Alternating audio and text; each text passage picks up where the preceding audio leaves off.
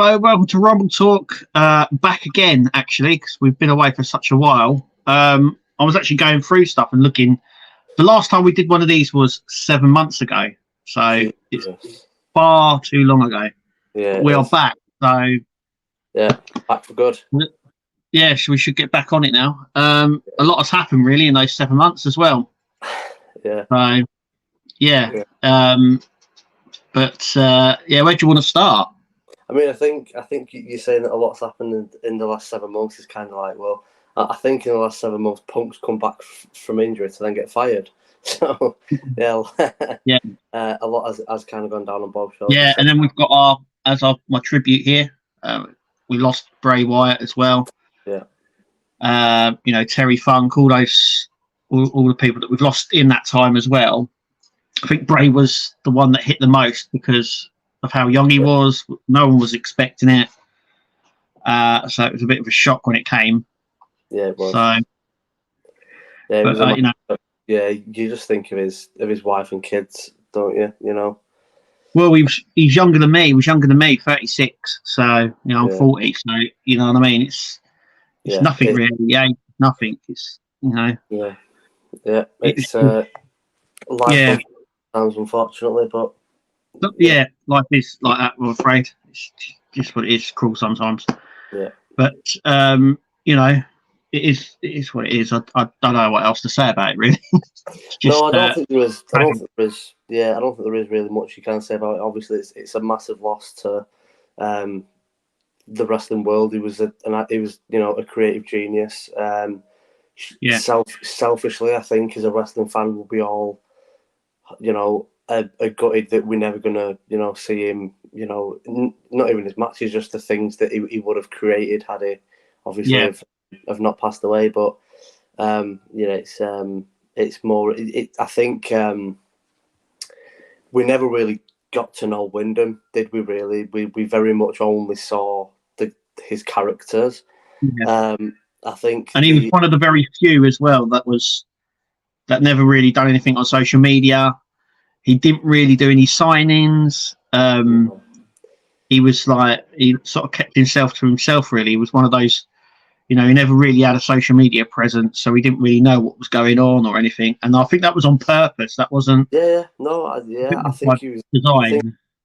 I think he was quite old school, wasn't he? I think he's one of the rare wrestlers that were young that wanted to kind of live the kayfabe life and only let his characters be seen publicly. But I think that the massive outpouring of love from everybody, and I think seeing how distraught so many of the wrestlers are shows. Obviously we only saw the characters, but it shows what a lovely guy.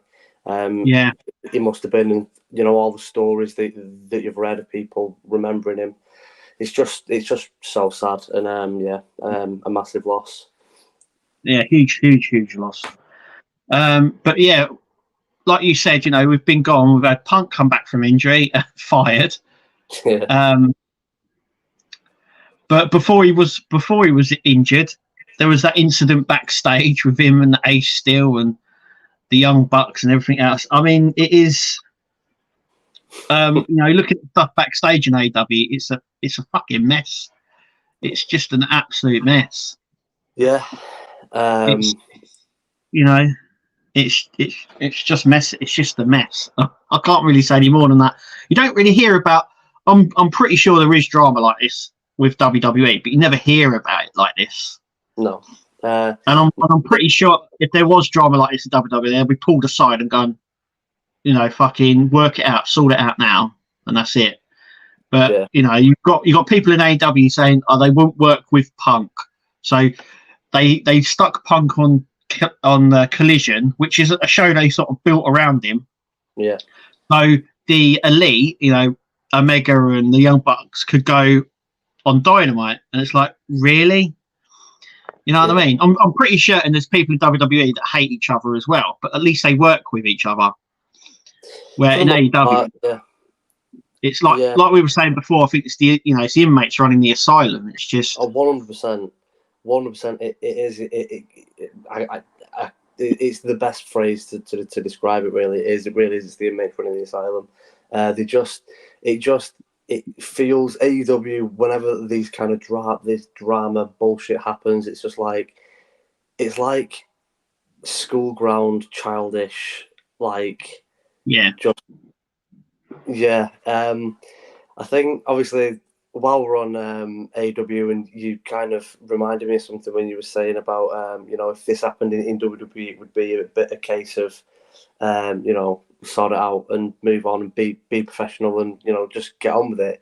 I mean, Tony Khan's statement saying that he felt like his life was in danger because two men was having an argument near him. I mean, imagine in the Attitude Era with Triple H and Shawn Michaels and Stone Cold Steve Austin, The Undertaker. Imagine someone daring in that locker room then saying, "I feel like my life is in danger because two people are arguing." Well, not only that, there was that incident where Brock won the Universal title and he didn't want to. Yeah. And there's a video online, you can see it, where he goes backstage and he just chucks the title at Vince McMahon. And it hits Vince McMahon and Triple H together. And Vince McMahon stands up and goes, "You what?" Like this, because he didn't want to do it. He just chucked it straight at him. And I was like, he never really... Vince McMahon didn't come out the night before and said his life was in danger or anything like that. And I'm not being funny. Those titles are heavy. And I know I've got some. They are really heavy. And I think having it launched at you by Brock Lesnar, that's going to hurt a hell of a lot more than seeing two men arguing. It's just, honestly, when I watched his statement, I couldn't stop laughing. I was just like, Tony, grow up.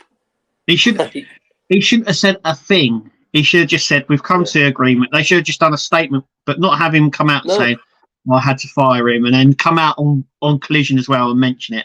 It was just, he should have just gone, "We got rid of him. There was an incident backstage. We're getting rid of him. That's it."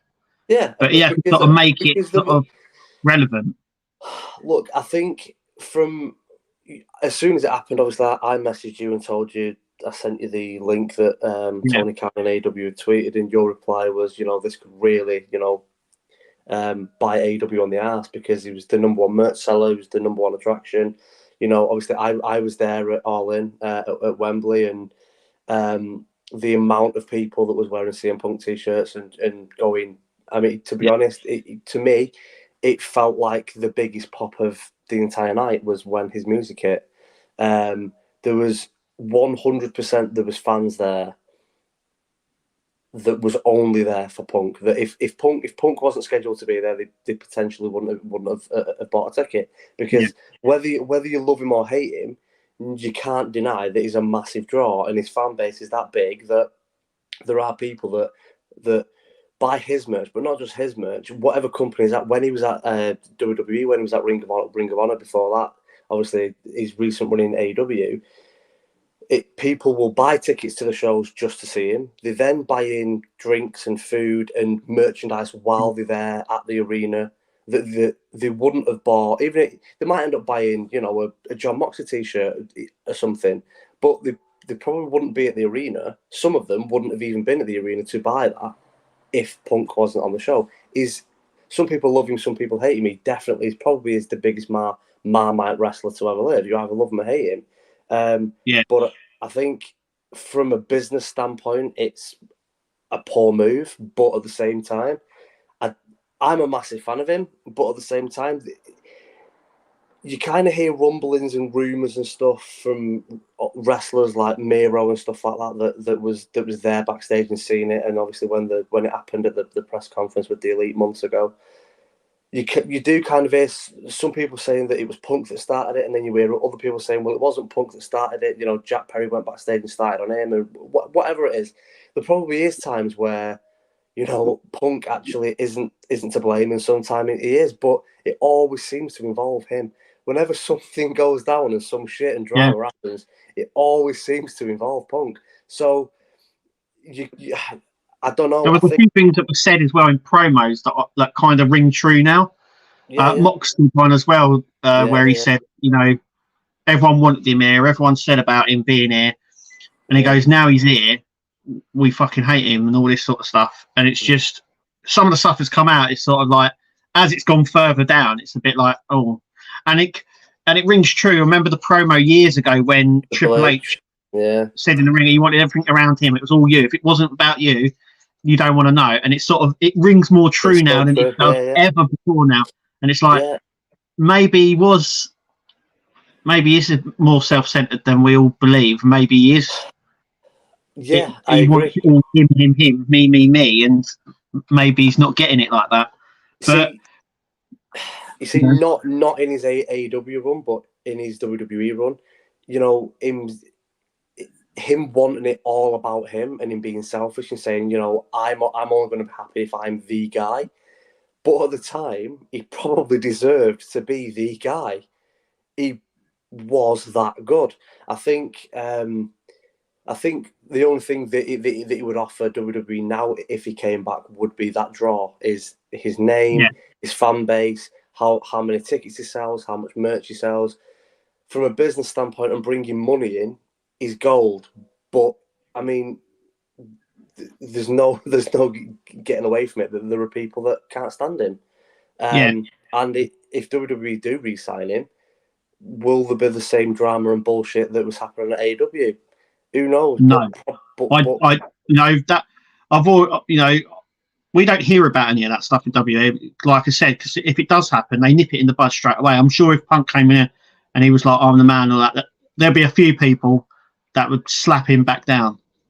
Yeah, and be like, where in AEW, I think it's more drama based, where you got people that won't even talk to him, wrestle him, or anything else. Yeah. In WWE, it's more business. You know what I mean? It's not mates, which I find in AEW it's more mate stuff. Oh, he's my mate. Very back up my mate. Where in WWE it doesn't matter. You're all one thing. Yeah, it's very, very clicky. Just before we do move on to the WWE, me and you have probably, first time I've done this in 7 months, and I think we've probably spoken more about AEW in the first 12 minutes than what we have before. Yeah. But when you've got, Punk and stuff, I suppose there's always talking points. But I just wanted to say, obviously, I was there, fortunate enough to be there at Wembley for All In, and it was a great show, but I don't know if you picked it up on, if the mics picked it up properly on TV. You just can't beat a British crowd at a wrestling show. Right. I mean, obviously, you a week before All In, Cash Wheeler gets arrested for jumping out of his car, pulling his gun on someone, and threatening to shoot him because he cut him up. He's got massive road rage, threatening to shoot someone. Got arrested, and for about 5 minutes during the FTR Unbooked match, all you could hear was na na na na na na na na na. Cash has got a gun. Oh my god, it just wouldn't happen anywhere else. Only the British would be coming out with chants like that. Absolutely brilliant.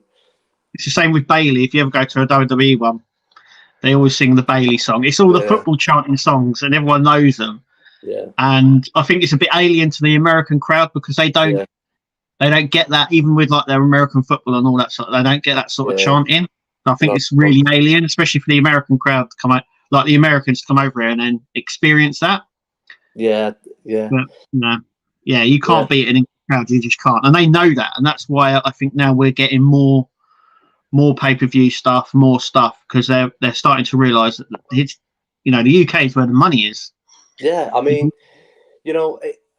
while we're on this subject, I think I do need to kind of say I went with Bex, my girlfriend, and I went with two of my friends, Colin and Craig, and we were all talking after the show, and I said a point that all three of them went. To be fair, I can't really argue with you. And I think everyone that has been watching us on and off for the last 3 years knows that I'm not a big AEW fan. I'm much more of a WWE fan like you. But hey, you've got to take your hat off to them and give them massive credit for, they've been going just under 5 years, and to sell out 81,000 tickets at Wembley is massive. You can, you've got to hold your hands up and give them the props. It's an incredible achievement. But I think it does kind of. We now know that we can call bullshit on what Triple H said after Money in the Bank, when Cena came out and said, we have to host a WrestleMania over here at London, at Wembley. And after Triple H was like, "Oh, you know, I'm not really Couldn't happy really with do that. I'm not happy with John saying that, because it isn't as easy as that, you know, Yeah. legitimately. Well, it's not as easy as just doing that.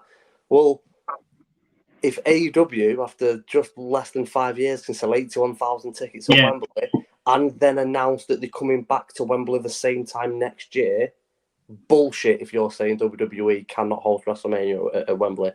Yeah. Bullshit. I think it's. I think my mate Craig that was there at All In kind of hit the nail on the head. I think the biggest issue as to why we potentially may never get a WrestleMania over here is because London, which is obviously you're from right there, London is one of the biggest tourist attraction cities in the world. Whereas for WrestleMania, all the different states and cities in America, they go into battles and bidding wars. And it's basically who will pay WWE the most money to host WrestleMania. London will never pay for it because they don't need to. No. London don't need to pay anyone to get attractions to London because it's there all year round. So why would WWE host a WrestleMania at London when they can earn millions and millions of dollars for hosting it for somewhere that will pay for it? Yeah. You know, as shit as it is, I think he's right.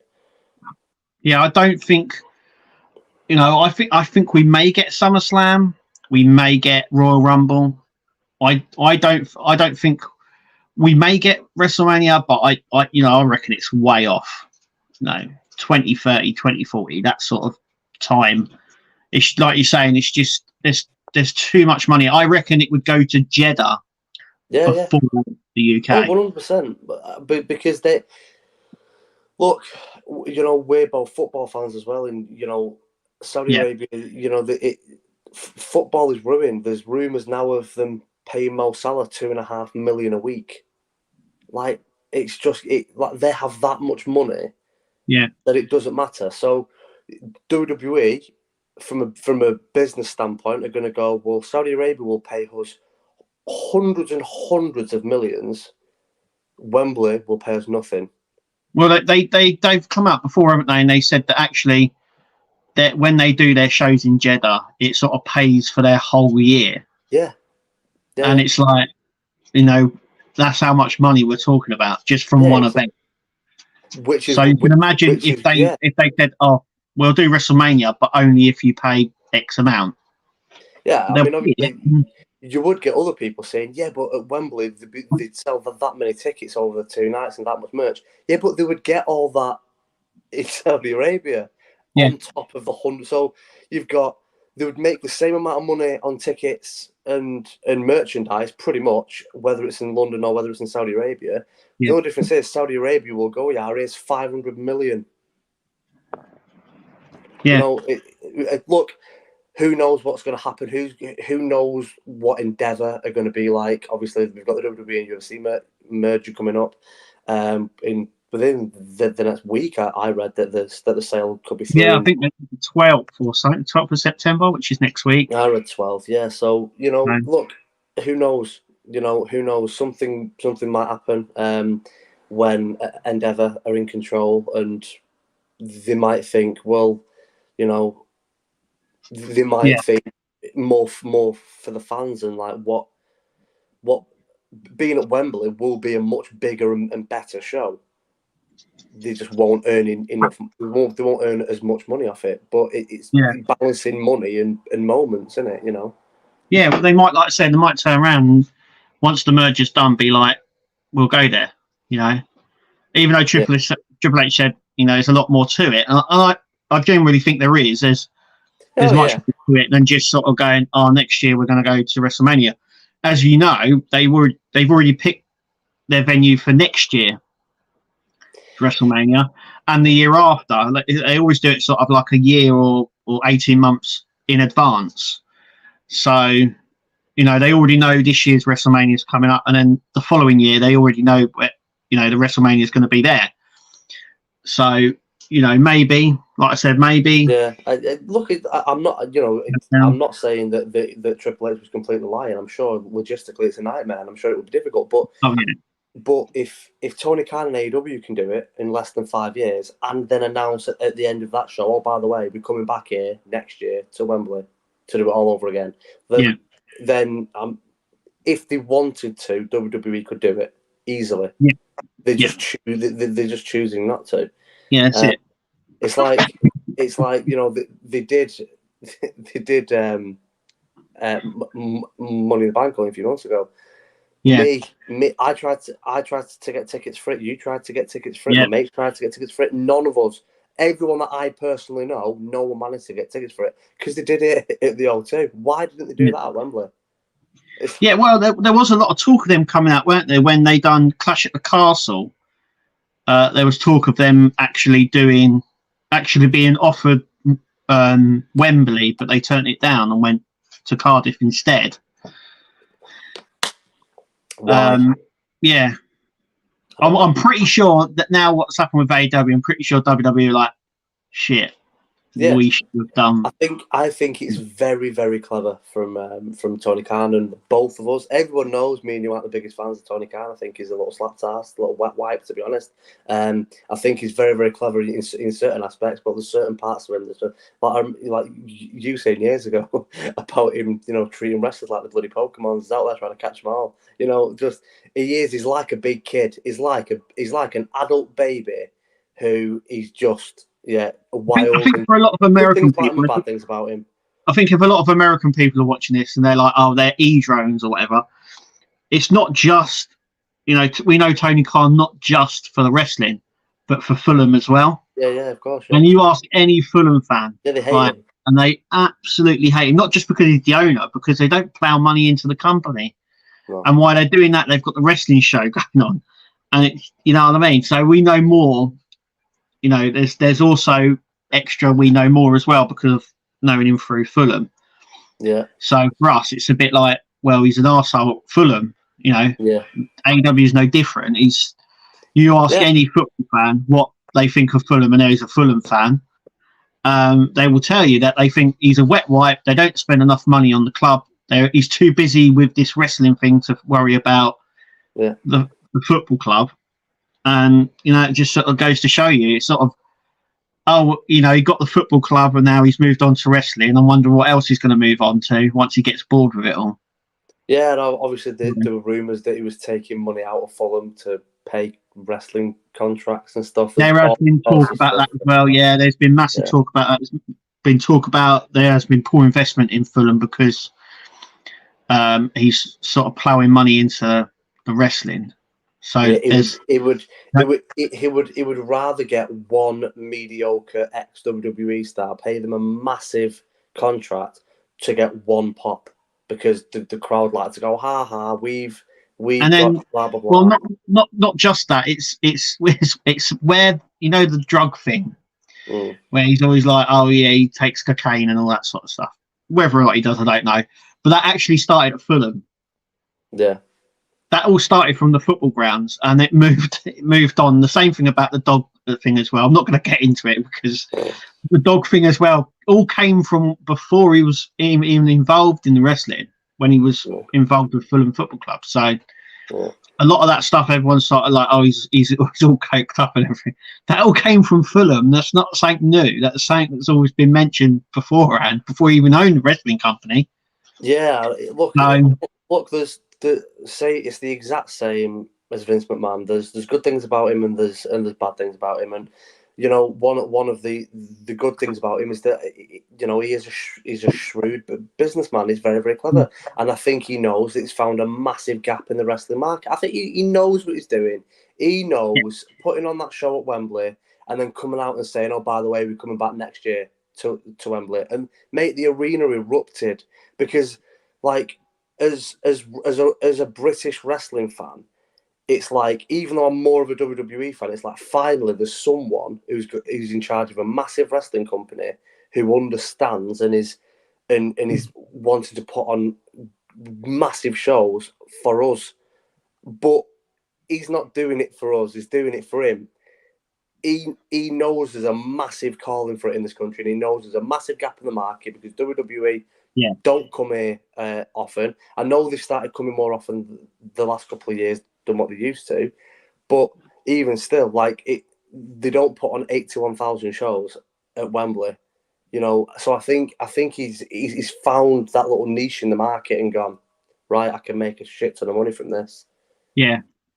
I think a lot of people as well were doubting him at the start, weren't they? They were like, "You sure, Wembley? No way you're going to sell out that." By the way, he didn't sell it out, but he did sell more tickets than anybody and any time else. So, props to him. You know what I mean? Yeah. Like you're saying, he found a little niche in the market. Us, as the UK for wrestling and that, when I think we're underappreciated. Oh, massively, yeah. And I think that's why when they do come here, we fucking blow the top off. Yeah. We're like, we'll fucking show you. We'll show you. This is what we're about. Yeah. Yeah. And yeah. But I think what's interesting is there's so many wrestlers that I've heard on podcasts and stuff, and obviously Cena came out and said it live when he came out and surprised us all at Money in the Bank, that so many wrestlers love wrestling big shows in England because of how loud the crowds are, and like the feeling that the wrestlers that so many American wrestlers love wrestling over here because it's so loud and well, yeah, they've known this for years though, and we always seem to chant for like the heels as well. So when Bailey come out, everyone was singing, "Hey Bailey, ooh, that right." She does it every time she comes out. Whenever they're over it, that always happens. But she was the face, and everyone's cheering for her. But that's, like I said, that's always happened. If you remember years ago when WWE used to run shows here, you know, Rebellion and Insurrection years ago, and William Regal was on the card. He was the face. He was the heel, real big heel at the time. Yeah. But we all cheered him. He come out to cheers, and I was like, "That just shows you. We'll vote for the British, whatever happens, whether they're bad or good." But like you're saying, you don't get those sort of chants in America. You know, it's just like you're saying, you won't get a if you come here from the States, you will not get a crowd like it anywhere. No. That you get. No. And you know, so on William Regal, he's not most liked now, is he, over AEW? Because it is funny. The situation does make me laugh. You know, he gets sacked by Vince McMahon.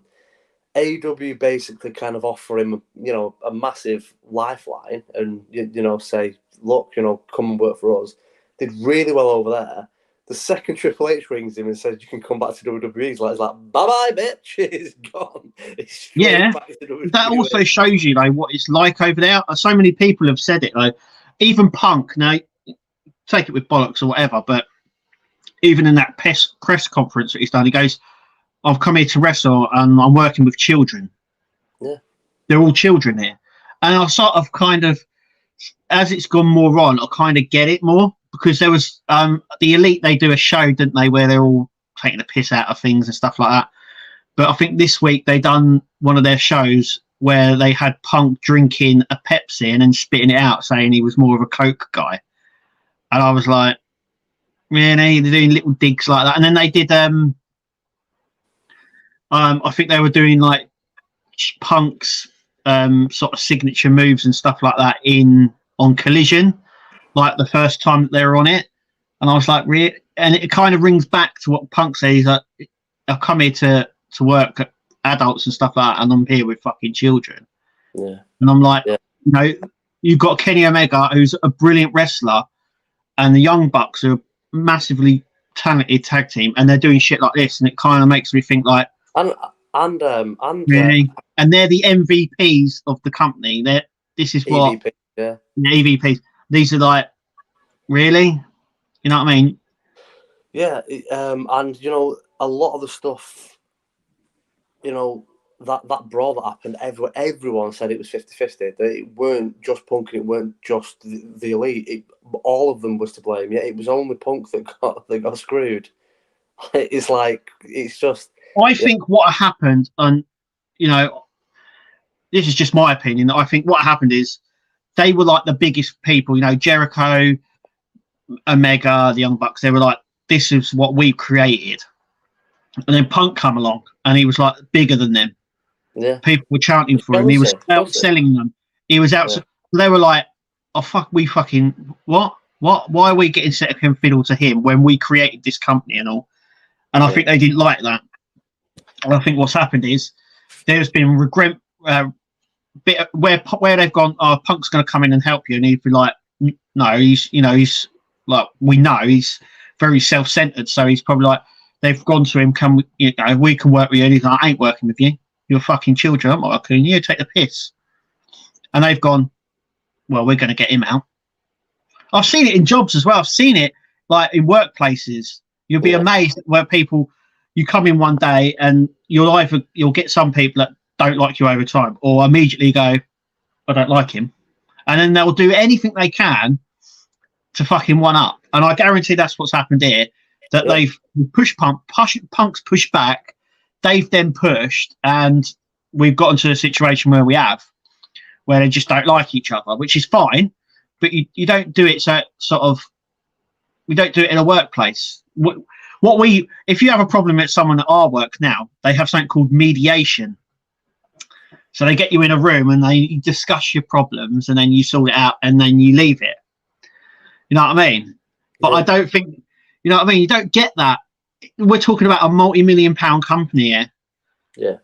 And it's wow. And it's like, Tony Khan, you're the guy steering the ship. What's going on here, mate?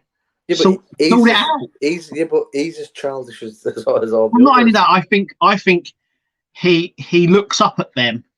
So if they say, "Oh, we're doing this," he's probably like, "Okay, you know what you're doing. Okay, you do that." Yeah. I think he's more. He's one of those managers, and like I said, I've worked with those managers as well, where they're yes men, and they've come in and they've come in, and someone's worked there for years, and they're going, we don't do it like that here. We do it like this. Oh, but we do it like this. It's like, you're the manager, mate. You fucking tell him how it's done, not the other way around. Yeah, I mean, you know what I mean? Interesting though how yes men work, like how different yes men can go completely opposite. Because like, if you think in like AEW, people like Omega and Young Bucks and Hangman Adam Page, all four members of the Elite, they we all know, they're EVPs, and we all know that they are yes men for Tony Khan. But look at the position that they put at the company, like they way up there. And then if you look at like the WWE, I mean, Punk said it in his pipe bomb. Cena and the face of the company. The Rock was the face of the company, and Punk in that pipe bomb's like you literally just have your head up Vince McMahon's ass. You just yes men and will suck up to him and blah blah blah. But then you get other people that are yes men, like people like Cameron Grimes and the Ricochet. But the biggest one for me is Dolph Ziggler. Dolph Ziggler hasn't had the career that he probably should have had because he's too much of a yes man. He's too much of a, oh, okay, boss, yes, I'll do as I'm told. Like you do get that. You get that in work, though. You get a lot of people that will just do as they're told. They wouldn't push back. And some people like that, and some people also like staying in a job as well. You got to think that everyone's like, oh, if I was Dolph Ziggler, I would go. I'm thinking he's happy where he is. You know what I mean? There's Tyler Breeze came out when he was released, and he said, you get it all the time.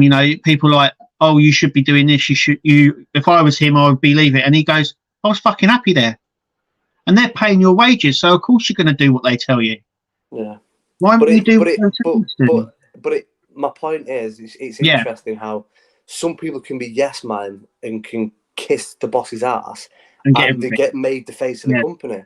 And then other people try and do the same thing, and they literally just get walked all over. Yeah. It's like in real life. That's in real life as well. It's like, I mean, I think Ricochet is fastly becoming the next Dolph Ziggler, and it's a shame. Probably not as bad as Dolph Ziggler, because I do think Ricochet has his flaws in the overall package that you want from a wrestling star. Ricochet is just outrageous in the ring. Yes. He's unbelievable. I don't think he's necessarily bad on the mic. When he's given the opportunity, I think he can. You can see that he's got a bit of personality about him. But he's nothing compared to Dolph Ziggler, because Dolph Ziggler is an absolute freak in the ring and then outrageously good on the mic as well. There's nothing that he can't do, and yet he's kind of for the last 10 years he's basically had nothing. It's like You know, it's almost like, I think the nice guy like that. I think Vince sometimes, when they sell really well, like look, some of the best moves that you'll see on TikTok and YouTube, you know, the collages of amazing finishes and moves done, the amount of them that have been sold by Dolph Ziggler over the years, because he sells things so well. Yeah. I think Cameron Grimes in NXT fell victim to it. When you've got someone who can sell that well and make things look so incredible, they do kind of get, well, you're there to put the bigger star over, because you're going to make them look incredible, because you're going to sell their moves and make them look like $1 million. Yeah. Yeah, it's difficult. I don't know what they go on with, who they're going to place. I mean, they knew that they were going to, you know, Roman Reigns was going to be the next Cena, the next big guy, and rightfully so. They've pushed him very well now. I mean, at the start of his push, everyone hated him, but that was the same with Cena as well. And now look at him. He come out, like he said, he even said it himself. He come out and he's like, 2 years ago you were booing me, and I've just come out to the biggest pop. Yeah, and it's like that sums up what wrestling fans are like. Vince McMahon has said it before, you know, and we all hate him for saying it, but he's right when he turns around and says wrestling fans don't know what they want until they are given it. No. And he's totally right. I can't really blame that, because there are certain things that he's done where at the time you've gone, same, like, look at Roman Reigns, you know, when he was beating the Undertaker, when he beat the Undertaker and there was botches going on and stuff like that. And when they were pushing him, they're like, oh my God, you know, why are they pushing this guy? We hate Roman Reigns. You know, he's now look at him. Now look where Roman Reigns is. So all that pushing, all that backing that they done has paid off. And we as fans love it. Yet 3 or 4 years ago, we were booing him. Every time he come out, he was like the face of the company. We're booing him. We hated him. We were burning his stuff. You know what I mean? And now we can't get enough of him. Yeah. So that just shows you sort of the mentality of fans and stuff, is that we like what we see, and that's it. So I tell you what, though, mate, I don't really understand the long-term plan with Jay being moved to Raw. I don't really know, because are they actually genuinely wanting him to just now be on his own? I think what happened is they came out recently, didn't they?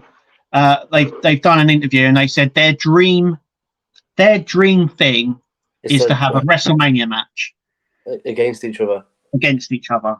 A lot of people thought, well, now he's turned on him, we may be going to get that. People thought that might be a payback, because something happened, didn't they, with Rikishi. Yeah. That he came out and a promoter said, come and see Rikishi, the guy who was referee in their match at Payback. And obviously it got leaked. I guarantee that got pulled.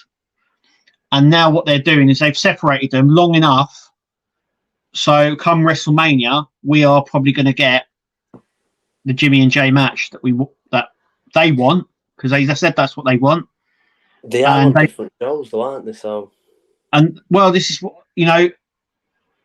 I reckon they'll sort of, they could do something near WrestleMania, either. I mean, a Royal Rumble to build it, where one of them cost the other one in the Royal Rumble. Yeah, I don't think it's actually really. I don't think it's a proper brand split, really, because no, you know, it hasn't been for years, and they've tried it and it hasn't worked. It's not like it used to. We've literally just had Miz versus LA Knight. Miz is on Raw and LA Knight's on SmackDown, so it just kind of does show that, you know. I obviously something is going to happen. Adam Pearce saying that, you know, someone from Raw is going to now have to be moved over to SmackDown, and that's going to piss a lot of people off. So that is kind of saying that it's going to be somebody quite big. The Miz. I reckon it's going to be the Miz, just because then they can use that still. Because I think what's happened is they found a very good thing there with the Miz and LA Knight, and they're pushing LA Knight at the minute, and putting him up against the Miz isn't doing him any, like, isn't bad for him. I think it's really good. The Miz is really, I mean, the the sketch that he done on Monday with John Cena was It was incredible. top class, right? Yeah, it was Brilliant, incredible. Yeah, right? it was. And putting him on SmackDown would there's a lot of opportunity, I think, for him on SmackDown as well. I think they need to bolster it a little bit on SmackDown. I think now with Reigns, I don't know. I don't know. We even know what he's doing. Where's he gone? I don't think we're going to see him again for a long time till SummerSlam. So yeah. Apparently he's injured. Apparently, the last match he had, he broke his ribs. Apparently. So he's going to be out for a while. But yeah, I mean, I still think we're going to get. You know, looking at the whole title picture and stuff, I don't know who else he's got to go up against. I still don't know who's going to lose. Like who they're going to build to lose again. I can see Gunther maybe. I think that's the only one who is. They're kind of in a position where, apart from Gunther, he's the only one. But apart from Gunther, you're kind of now at a point where whoever that does beat him, you're gonna think, well, that's bullshit because he's already beaten people 10 times better than like he's already beaten the top stars, the best of the best. So whoever he drops the belt to, you are going to get people, even if it is Gunther, look, he's just broke the bloody all-time record. He's now the longest reigning Intercontinental Champion of all time. Yeah. Gunther is amazing. It is unbelievable. But in terms of star power and name and attraction, you are still going to get, well, hang on a minute. He's beat Cody Rhodes, he's beat Kevin Owens, he's beat Sami Zayn, he's beat AJ Styles, he's beat Seth Rollins. And you will get people that are going, Gunther isn't better than them.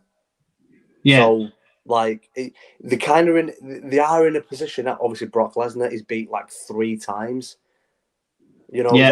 he's had like 3 title matches against Brock. I still think Cody's going to be in that picture because he did say the story isn't over yet.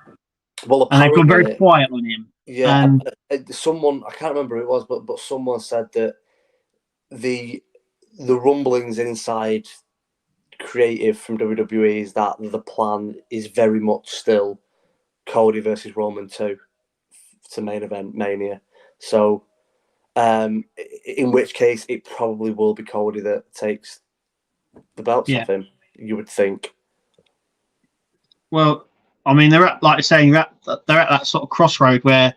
But imagine he's beating everyone. Crossroads. Hey, I get it. Hey, that's a quality pun. But they're at that point where they're sort of like, who now? But I'm more interested in the world title at the moment. I could see Nakamura winning it. Yeah, and there's definitely going to be another match. Yeah, I mean, I like Shin. I will be a little bit annoyed if they take it off Seth within the next 3 or 4 months, purely because if you're going to take it off him this soon, you should have just give it to Finn. And I know you've just given him the tag team titles, but let's face it, the plan was to make Finn Balor the face of the company because they knew that Cena was now left full time. Randy at the time, obviously, he's been out injured for a while now. I'm going back like 7 years now. But at the time, Randy was in and out with different injuries. And both Triple H and Vince wanted Finn Balor when they brought him up from NXT to do the Demon King and be the face of the company. And 3 weeks after debuting on the main roster, it became the first ever Universal Champion. That very much was the direction. They wanted Finn to go boom and they were going to push him to the fucking moon. Yeah. Now, obviously, he injured his shoulder and he hasn't held any of the top belts since. You know, so if they do take the belt off Seth soon, I will be a little bit pissed because I'll be like, you should have just give the belt to Finn then, because I can't think of anybody else who deserves that belt more than Finn. He's criminally underrated. Yeah. He's the fact that I still think you know, you've got Priest as well. I think he could be a big star power as well. I think Priest, if pushed rightly, I think there's more about it. I think he needs Judgment Day more than any of the other stars in Judgment Day, if I'm being honest, because Every time he does try and talk, have you noticed what's happening now? Every time he tries to talk on the mic, someone interrupts him, and it is because he can't talk on the mic. Every time he says 3 or 4 words, and either Rhea or Finn will talk. You can't over even him. hear with Dirty Dom. You can't even hear him talk. People are so loud. It's awesome. It's like deafening. It's like you can't. What did he say? I don't understand it. I think Priest is one of them. He's very, very solid in the ring. Very, very good in the ring. He's big. He's powerful. He's athletic. He's quite fast. His moveset is good. He looks like a bit of a like a bit of a bodyguard type, hitman, someone that you're not gonna mess with. But I do think he does have his limitations on the mic and his characterization, his promo skills. So what's going to happen with his Money in the Bank? I don't know. I was surprised that he didn't cash in after the Seth and Shin match, purely because of how much damage Shin had done to Seth's back. It was kind of like... Well, not only that, I still think what they should have done was Finn Balor should have won it outright, and then he should have cashed in on Finn. But maybe they're prolonging that. I don't know. There's that rift, isn't there? You got JD coming in. They don't like it. So I don't know. There was a little backstage bit that they did after, like, I think it was like an online exclusive or something. It wasn't part of the show, but it was where Priest had obviously got his new purple briefcase. Yeah. And Finn Balor opened up the green one and took his contract out and put it into the purple case and gave it to him. A lot of people are now speculating that isn't the actual contract. The contract's still in the green one, and Finn Balor's going to screw him. So it'd be good writing if that happened. It'd be brilliant. It'd be brilliant. I think they definitely do need to use JD a little bit more. Very, very good wrestler, JD McDonough. Very, very good. And I think him and Finn I think they do some damage together, them two. I really do. Whether it's a Judgment Day and there's now 5 of them, or whether like Finn Balor said, that they've been wrestling for years, and they all started at the same time. It was Finn Balor, JD, and Becky Lynch. They all started together in the same club, in the same wrestling school in Ireland. So they've all known each other.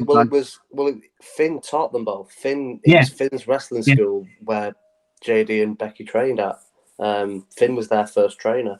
So I mean, it just goes to show how great of a wrestler Finn Balor is, because at 21, 22 years old, he was training people. Most people are rookies at that age and haven't got a clue what they're doing. He was that good at 21, 22-year-old that he was training Becky Lynch and JD McDonough how to wrestle. So the guy's outrageously good. And you can tell the respect that a lot of people have for him. Edge came back and Finn Balor was one of the first names he mentioned as someone that he wanted to work with. There's been numerous people all these massive stars that have said that they love working with him.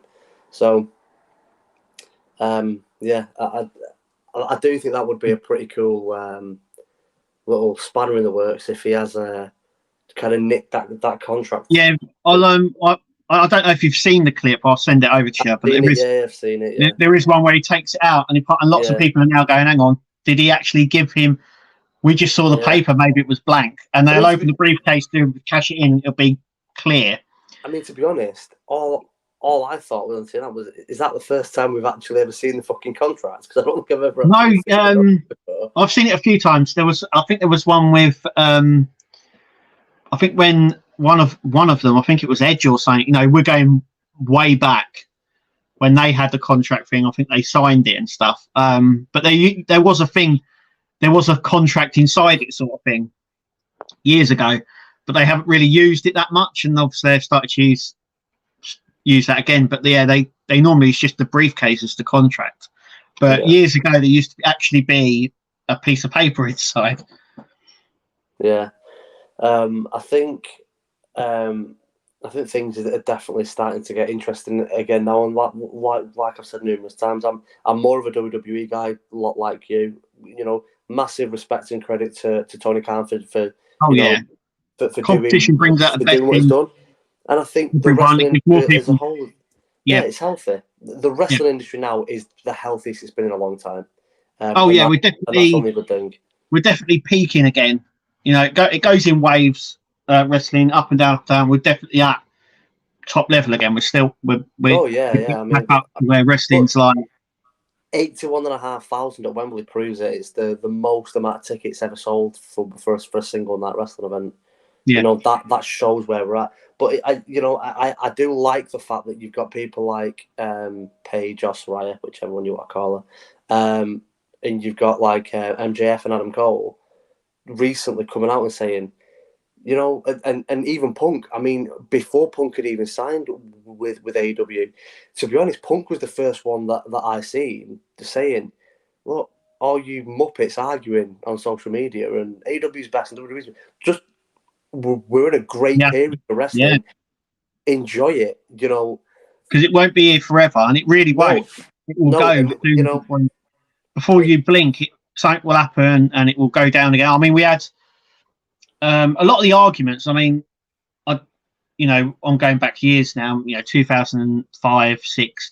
When TNA was, non-stop action and all that was starting up, and we had people going there like Christian and Kurt Angle, and the same arguments that we have now with AEW were back then. When they were like, now one's best. Is AEW better? I mean, TNA better? Is WWE better? I prefer TNA, and there was like this big push for TNA, and it did just fizzle out. I'm hoping that the AEW can keep up the momentum, because I think by putting pressure on WWE, you're getting better stuff. Yeah, 100%. I did like the fact that you're hearing Soraya, MJF, Adam Cole saying, for us wrestlers, none of that tribalism and none of that Yeah, they're bullshit. still friends with everyone there. Like, Yeah. like MJF said loads of times that he's loving watching SmackDown as much as anyone, and chanting with LA Knight and stuff. The everyone at WWE watches in AEW and vice versa, and I think the rivalry is healthy. Yeah, it's good that we have a discussion about it and people, discuss it like we do, because that shows passion and that's what you need.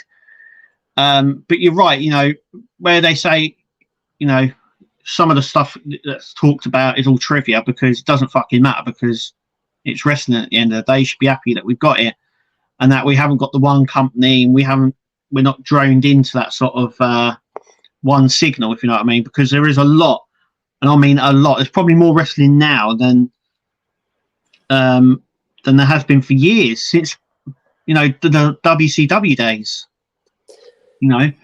Because you got to think you had I think you're looking now, wrestling wise, we're probably in like where it was in 1998. In 1998, the WWF was high, WCW was high, ECW was about as well, and they were all on a high, and wrestling was like massive, absolutely huge. And it all sort of fizzled out, and we're at that point now where wrestling is just the biggest thing again, and more people are coming back into the wrestling. I used to watch it, when I was younger. I used to watch it when I was in my teens. People are now starting to come back into it, which is good, which is what you want. And whether it's AEW that's got you back into it, or WWE, doesn't matter, as long as you're back in it and you're back in the fold, and it just creates more. I'm just happy that we're, like you're saying, that we're at this phase. Both companies have their faults, of course they do, but what happens? But it's great, because it means that we can get to discuss topics and stuff like that, and it shows that we're passionate for it. And those sort of discussions are good. I think it's when it comes down to personal attacks and all that sort of stuff, that is, you know what I mean? Yeah. It's sort of like, yeah, some people can take it a bit too far, can't they? They can, yeah. I mean, we can joke around here about Tony Khan's a wet wipe and all that sort of stuff. But it's not taken in malice, if you know what I mean. It's a bit like when you call your mate Yeah. you melt. You go, oh, shut up, you melt. Yeah. You know what I mean? It's that sort of mentality. You go, oh, you know, it's banter. Banter is what they say. Banter, isn't it? Banter. Yeah. So, but yeah, I think onward and upward is the best thing. One thing I will say before we go, is people need to watch NXT, and not enough people are watching NXT. You should really be watching it. They're doing some really, really good stuff over on NXT at the minute, and it's one of those shows where I think a lot of people watch it every now and then, and it sort of slips under the radar. But I always watch it, and it's getting better and better. And I think, you know, if you're watching wrestling, you should be watching NXT. Yeah, I mean, I haven't watched it recently. I used to watch it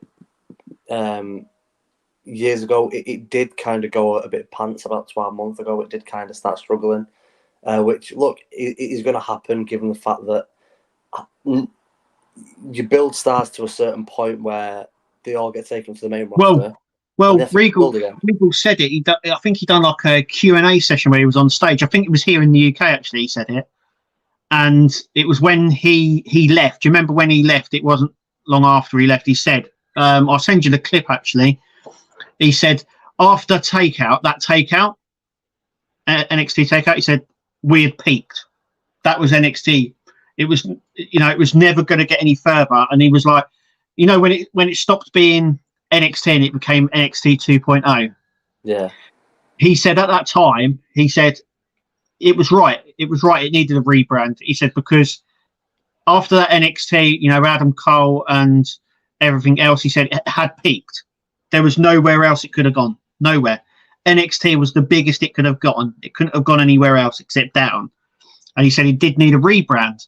So they named it NXT 2.0. But he said the person that they sent down there, which we all know now is Bruce Pritchard, he said the person they sent down to sort of oversee the change was a fucking idiot. He said we just clashed. He said we clashed. He wanted all this, and we're saying it doesn't work like that down here. He goes, well, I don't care. And he said it on stage, and he said he thinks that was partly down why he left, why he was outed, because he was saying NXT does need to change. It needs a revamp, but the revamp that was being told to him weren't right, and he was voicing that concern. Yeah. But at that time, you had his biggest ally, Triple H, was out because of heart problems. Yeah. So you had Vince McMahon and Bruce Pritchard, and he even says it as well. Both people didn't know a thing about NXT. He said they didn't know how many wrestlers we had down there, who was wrestling, who was the top, who was holding the belts or anything. And then they're coming down telling us how to run it. And he was like, no. And then obviously he was released not long after. So, but yeah, like I said, I think NXT peaked, but at the moment it's going well again. It's getting there. I do need to start watching it again. It's you got things happening with Braun Breaker. You got Dragon Lee. He's one to watch. Dragon Lee is one to watch. Like I said, and you've got Mustafa Ali's back down there as well. You've got Dana Brooke. You've got Staffen as well. Nikki. You've got Cora Jade. And you know, you've got Gigi Dolan as well. All these great people that are going to come up, and a lot of people are going to go, who are these?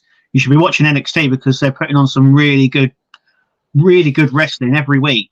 Yeah, I've been kind of just keeping up on like Twitter and TikTok and YouTube and stuff. I end up seeing the majority of the show just by following, you know, social media.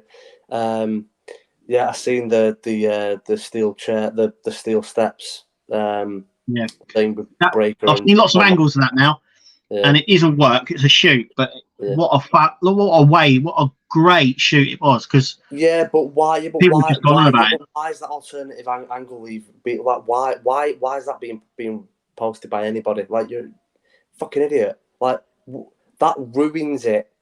Like, us seeing that alternative angle and seeing that the steps are nowhere near him. Yeah. I don't want to see that.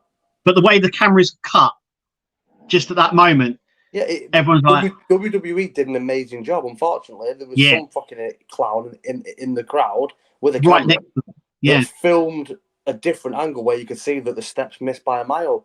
I don't want to see that. No. Nobody really wants to see that. No. Because now that question has been removed, because the argument was, is it a work? Is it real? Did he do it on purpose? Was it an accident? Well, before that clip was posted for about 4 days, people asking questions. didn't know whether it was real or not, and people were like, NXT backstage were saying, is it was completely unexpected. That's why we pulled it. Yeah. Is that not what we want in wrestling? Is them questions? Is that, you know, like something like that happen, and I can go, Kev, I think it's a work, and you go, do you know what? I don't. I think the split his head up. You know, we want that kind of, I don't know.